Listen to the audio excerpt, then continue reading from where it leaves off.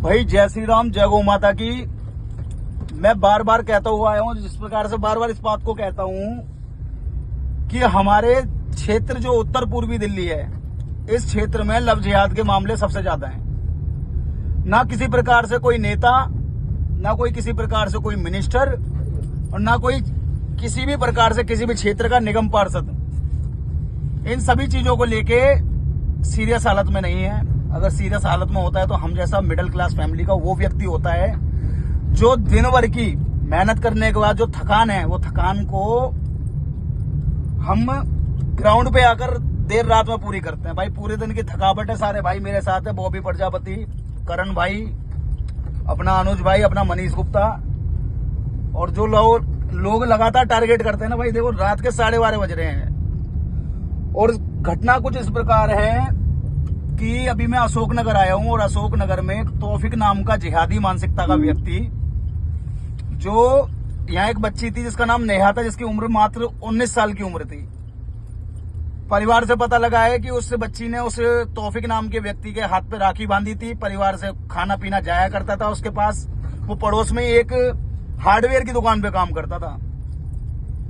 अब हमें नहीं पता है कि वो राखी बांधने का जो एक पवित्र बंधन होता है, जिसे बहन भाई का रिश्ता कहते हैं, तौफिक के मन में कब एक राक्षस पैदा हो जाता है और कब उसे उसी बहन को बीवी बनाने की एक तमन्ना आ जाती है। और ये कोई पहला केस नहीं है, इस पूरी उत्तर पूर्वी दिल्ली के अंदर रोजाना ना जाने कितनी बहन बेटियां इसी प्रकार से लव जिहाद का शिकार हो रही हैं और उन्हें अपनी जान को गंवाना पड़ता है। अब मैं आपसे सिर्फ इतना आज कहना चाहता हूं कि जितनी भी मेरी बहन बेटियां हैं जो लगातार मुसलमानों के चक्कर में आ रही हैं, अपने घरों को बर्बाद कर रही हैं, अपने माँ बाप को धोखा दे रही है, भैया हाथ जोड़ के विनती है, क्योंकि मेरा ऐसा व्यक्ति ना बिल्कुल थक चुका है। बहुत छोटी उम्र से मैं इन सब चीजों को देखता हुआ आ रहा हूं और बार बार तुमसे मैं कहता हूं कि बहनों, कम से कम इन चीजों को अपने माँ बाप के लिए छोड़ दो। और आज मेरा मन व्यर्थ हो गया अंदर से। मैं मतलब एक तरीके से इतना रोना आ रहा है ना कि वो बेटी जिसने उम्र क्या थी उसकी, मात्र 19 साल की उम्र थी उसकी, और उसे 4थी मंजिल से अगर फेंक दिया जाता है ना, तो तुम खुद सोचो कि तुम्हारी जो भविष्य है वो भविष्य कहां जा रहा है तुम्हारा। आखिर कब तक इन मुसलमानों के चक्कर में आके तुम अपने माँ बाप को धोखा दोगे, अपने धर्म को धोखा दोगे। हमारे सूरवीरों ने इसलिए अपने प्राणों को न्यौछावर नहीं किया था। आज हमारे साथ क्या हो रहा है, हम उन बहन बेटियों के लिए लड़ रहे हैं और वो बहन बेटियां क्या कर रही हैं, उन मुसलमानों के साथ जाके कभी कटना चाहती है, कभी फ्रिज के अंदर पैक होना चाहती है, कभी किसी नहर के बाहर फेंकना चाहती है। आखिर कब तक होता रहेगा इस देश में, और आखिर कब तक सरकारें सोती रहेंगी? आखिर हम कब तक इंतजार करेंगे किसी प्रधानमंत्री, किसी सांसद की बेटी के साथ रेप होगा, तब जाके इस देश के अंदर लव जिहाद पर कानून आएगा?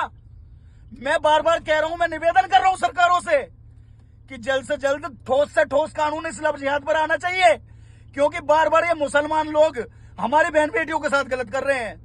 भैया इससे ज्यादा मैं कुछ नहीं कहूंगा, हाथ जोड़ के निवेदन है। और जितनी भी मेरी बहन बेटी इस वीडियो को देख रही है, ज्यादा से ज्यादा शेयर करें, क्योंकि अब इससे ज्यादा मैं कुछ नहीं कहूंगा।